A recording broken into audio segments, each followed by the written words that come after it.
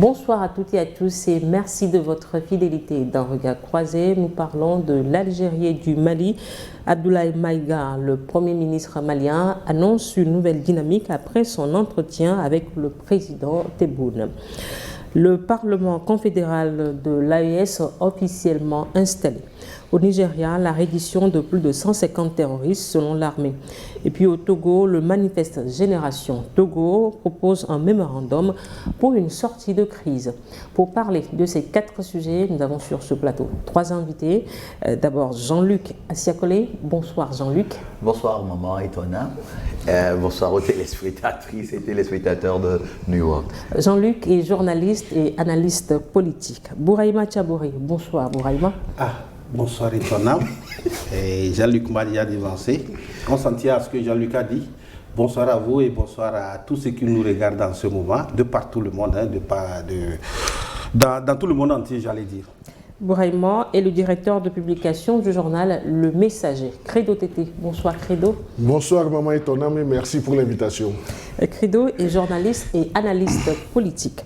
Le général de division Abdoulaye Maïga, également Premier ministre de la République du Mali, a été reçu par le président de l'Algérie, Abdelmadjid Tebboune, à qui il a transmis un message du colonel Assimi Goïta.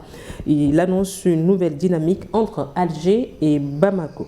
Alors Jean-Luc, qu'est-ce que cela est censé signifier? Je dirais tout simplement qu'aujourd'hui, le Mali et l'Algérie sont en train de se rapprocher l'un de l'autre. Ces deux pays qui partagent un destin, ils n'ont pas le choix, ils doivent se rapprocher. Destin, lequel? Ils ont partagé beaucoup de choses par rapport à l'histoire. À partir de 1960, par rapport à l'indépendance de l'Algérie en 1963, et quand il s'est agi de la rébellion au niveau du nord du Mali, l'Algérie également s'est investie pour négocier, enfin jouer à la médiatrice dans cette affaire-là. Et donc, aujourd'hui, ces deux pays, et il faut rappeler également que ces deux pays qui partagent une frontière de, je crois, 1300 km. Donc, c'est ces deux pays qui, en tout cas, veulent nous montrer qu'ils ont la possibilité d'être ensemble et qu'ils doivent être ensemble pour pouvoir affronter le problème de terrorisme. Et aujourd'hui, si ces deux pays se rapprochent, il ne faut pas se le cacher, c'est pour régler le problème de terrorisme, aider peut-être le Mali tout en gardant sa souveraineté et permettre également à l'Algérie aussi de régler de son côté le problème de terrorisme. Donc je crois que ce rapprochement-là permettra à ces deux pays en tout cas d'être forts et de pouvoir aller de l'avant. C'est ce qui signifie une nouvelle dynamique entre Bamako et Une nouvelle dynamique Alger. Parce qu'entre-temps, il y avait un froid, un froid diplomatique entre les deux pays depuis plus d'1 an. Et aujourd'hui, s'ils se retrouvent, ils sont en train de lancer une nouvelle dynamique. Alors, vraiment, comment est-ce que vous analysez le déplacement du Premier ministre malien, Abdoulaye Maïga, à Alger, après une si longue période de froid, comme Jean-Luc le dit? 15 mois. 15 mois de froid entre Alger et Bamako. Donc, je pense que durant ces 15 mois, chacun de son côté a eu à faire des analyses et il s'est rendu compte quand même que c'était une perte. Il fallait quand même renouer ces relations. Donc, moi, je pense que c'est tout à fait normal. Vous savez, il a dit tout à l'heure, 1300 km de frontières partagées entre Algérie et le Mali. Je crois que c'est très grand pour qu'on puisse quand même avoir des relations pour faire face aux défis qui se présentent. Les défis, vous les connaissez. Au Mali, il y a l'insécurité, il y a le phénomène du terrorisme qui est là. Et avec ce rapprochement, moi je pense que ça va aider également le Mali à pouvoir avoir tout ce qu'il faut pour pouvoir combattre ces djihadistes-là, ce terrorisme. Moi, je pense que c'était tout à fait normal. D'ailleurs, le Premier ministre l'a dit. Il dit qu'ils sont condamnés à être ensemble à partir du moment où ils se rapprochent, vu l'histoire. Luc l'a dit tout à l'heure, et Jean-Luc l'a dit tout à l'heure, vu l'histoire qui les lie, ils sont condamnés à vivre ensemble. Et moi, je pense que ce déplacement et ces annonces, je pense que c'est de bonnes guerres. Ce rapprochement, c'est de bonnes guerres pour lutter contre le terrorisme. Non seulement ça, mais également dans plusieurs domaines. Il y a le domaine commercial qui est là, en matière de renseignement et en matière politique, du rapprochement des liens diplomatiques, tous ces aspects-là, je pense que c'est très important. Et l'Algérie, entre-temps, a apporté son soutien au Mali par rapport à ce que nous disons tout à l'heure au terrorisme. Et n'oubliez pas, il y a certains accords qu'on appelle les accords d'Alger qui faisaient et qui liaient quand même l'Algérie au Mali. Donc tout ça, moi je pense que ce sont des pays africains, nous l'avons toujours dit, et lorsqu'il y a nécessité pour que les pays africains se donnent les mêmes, les coups de main se donnent, disons, les mains pour pouvoir atteindre un objectif qui va être bénéfique pour leur population. Moi, je pense que c'est très important. Alors, Credo, est-ce que le retour des ambassadeurs, la réouverture des espaces aériens suffisent à effacer les récentes brouilles entre le Mali et l'Algérie?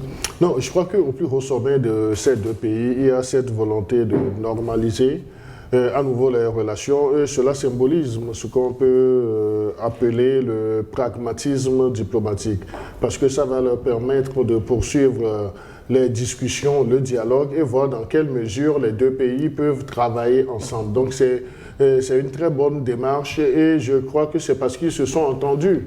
Il y avait eu un travail préalable qui a été fait.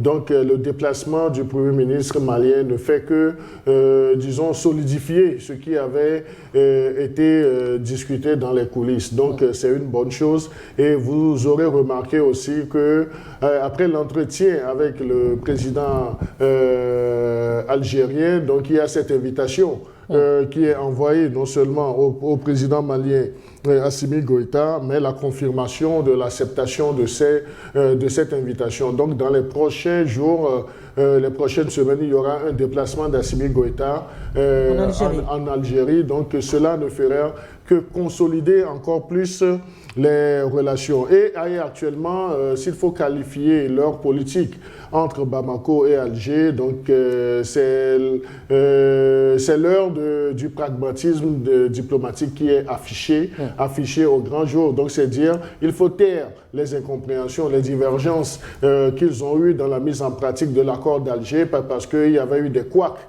dans la mise en application, il y avait eu des suspicions entre les deux pays dans ce qu'on peut appeler la lutte contre le terrorisme. Donc voilà un peu, donc on ne peut que se réjouir de ce rapprochement et cela est de bonne guerre. Donc même les frères ennemis arrivent à s'entendre, à se parler sur un certain nombre de sujets. Alors Credo, le président algérien Abdelmadjid Tebboune a offert des conseils sages à son homologue malien. Quel impact cela aura sur la médiation régionale? Non, je crois que des conseils sages, vous parlez de conseils sages, donc moi je dirais que c'est l'expression d'une certaine sagesse dans l'entretien de ces relations entre les deux pays. Donc le président algérien a beaucoup plus d'expérience en termes de diplomatie, en termes de relations internationales. Et si on parle de conseils sages, donc c'est qu'à un certain moment, la fougue de la jeunesse du pouvoir malien aussi n'a pas disons, permis de jauger les relations internationales. Il nous en souvient également que si l'accord d'Alger avait eu disons, un moment de zone de turbulence, c'est parce qu'il y avait une main extérieure qui a voulu aussi les embrouiller. Donc aujourd'hui que les deux forces en présence se soient reconnues, disons, travailler ensemble pour le destin de leur peuple, de leur population. Donc c'est déjà bon. La sagesse a prévalu et je crois que c'est ce qui est exprimé par ces conseils sages dont vous parlez. Alors Jean-Luc, Alger a accueilli ou conduit les processus ayant abouti aux accords de Tamarasset en 1991, à l'accord d'Alger 2006, à l'accord pour la paix et la réconciliation 2015. Est-ce que cette antériorité explique le poids particulier de l'Algérie dans le dossier malien? Est-ce que cela lui confère un mandat automatique dans le nouveau contexte régional? C'est vrai, il faut reconnaître que l'Algérie a joué un rôle capital dans ces accords que tu viens de citer. Et aujourd'hui, c'est vrai que ça a apporté beaucoup de choses au Mali. Et aujourd'hui, si l'Algérie se remet encore en selle pour pouvoir peut-être aider le Mali, je pense que l'Algérie, quoi qu'on le dise, dans le nord de l'Afrique constitue, je ne veux pas dire une puissance, mais une force, d'accord, parmi les États du nord de l'Afrique.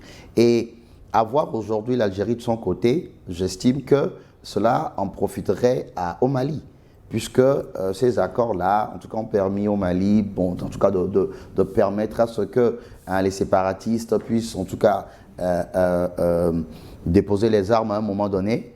Et aujourd'hui, l'Algérie, je dirais, s'est imposée comme un pays incontournable dans la région nord, dans le Sahel, si tu veux. Et ces pays ne peuvent pas, en tout cas, agir ou faire quelque chose sans l'appui de l'Algérie. Parce que l'Algérie... Donc ça lui confère un mandat automatique. Bien sûr, ça lui confère un mandat automatique. Ces pays ont besoin de l'Algérie. Malgré le nouveau contexte, Bouraïma. Non, je pense que d'ailleurs, quand vous suivez les déclarations du Premier ministre malien, il est question de la souveraineté. Quand bien même ce rapprochement est là, quand bien même on sait qu'au-delà de tout, l'Algérie a quand même de l'expérience sur tous les plans. Et l'Algérie, comparativement au Mali, sur le plan sécuritaire, au moins, il y a quand même, disons, l'Algérie a réussi quand même à faire en sorte que, au plan sécuritaire, quand même, que le pays puisse être à l'abri, mais ce n'est pas quand même le cas au niveau du Mali. Mais tout compte fait, au regard de tout ça, dans les négociations ou bien dans ce rapprochement, il est question quand même de la souveraineté de tous les pays. Le Premier ministre l'a dit, le ministre malien l'a dit, au niveau de l'Algérie, on va quand même renouer ces relations, mais en respectant nos souverainetés. Mais quand bien même on sait que l'Algérie est au-dessus, c'est tout à fait normal parce que peut-être dans ce rapprochement, dans les négociations sur un certain nombre de points, un certain nombre d'aspects, peut-être il y aura des couacs qu'il ne faudrait pas qu'on pense que l'Algérie, dans ce rapprochement, s'impose automatiquement. Non, je ne crois pas. L'Algérie ne s'impose pas automatiquement, mais de manière chose, on sait que l'Algérie est au-dessus du Mali et que le Mali a besoin aujourd'hui de l'Algérie et vice-versa. C'est pour dire qu'au niveau de la souveraineté, on est d'accord que quand bien même il y a ce rapprochement, quand bien même il y a un travail qu'il y aura à faire, on va respecter la souveraineté de chaque pays. Là, c'est ce qui est intéressant. Et n'oubliez pas, le Mali est dans une confédération. Dans une confédération. Donc, quand bien le Mali... Est-ce que cette nouvelle dynamique que le Premier ministre malien Abdoulaye Maïga annonce, est-ce que cette nouvelle dynamique avec Alger renforce ou fragilise la cohésion au sein de l'AES? Non, moi je ne pense pas que ça fragilise. En tout cas, ça c'est mon avis, hein, ça ne fragilise pas parce que... Donc ça renforce. Oui, ce n'est pas duré. Oui, ça n'a pas duré. Je pense que le Niger également a été proche d'Alger. Ils ont eu un rapprochement. Donc je me dis que est-ce que ce n'est pas une stratégie au niveau de l'AES également ou bien au niveau de l'AES et l'Alger? Peut-être que dans les jours à venir, le numéro 1 burkinabé pourrait se rendre également à Alger pour voir. Tout compte fait, à travers ce que nous sommes en train de voir, quoi qu'il en soit, l'AES est là, c'est une confédération d'États et tout ce qui va être fait, je pense que ça prendra en compte tout ce qui va être décidé au niveau de la confédération.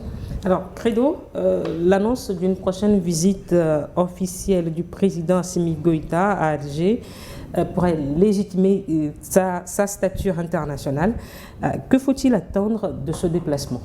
Non, je crois que c'est un déplacement qui ne fera que concrétiser cette volonté des deux pays d'oublier les périodes d'accusations croisées, même d'insultes, qui avaient rythmé les relations entre Bamako et Alger. Donc, ça serait également une opportunité pour que ces deux pays œuvrent ensemble pour la paix dans leur zone, mais que ces deux pays montrent, disons, l'excellence de leur collaboration sur tous les plans de développement, que ce soit au niveau sécuritaire qui est le plus important, mais également en matière d'échange de potentialités, en matière de développement. Donc, il faut s'attendre à beaucoup de résolutions qui engagent les deux États, notamment le Mali et puis l'Algérie. Nous continuons avec le deuxième sujet qui parle du Parlement confédéral de l'AES officiellement installé. À très bientôt.